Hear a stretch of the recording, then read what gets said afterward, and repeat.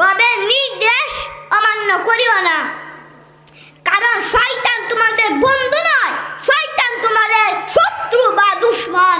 এজন্য শয়তানকে প্রশ্রয় দেওয়া যাবে না। আল্লাহ পাক সূরা বাকারার প্রথম 20 আয়াতে 3 ধরনের মানুষের কথা বলেছেন। এক, মুমিনের কথা আলোচনা করেছেন, মুনাফিকের কথা আলোচনা করেছেন, কাফেরের কথা আলোচনা করেছেন। কারণ এই 3 শ্রেণীর বাইরে আর কোনো মানুষ থাকতে পারে না।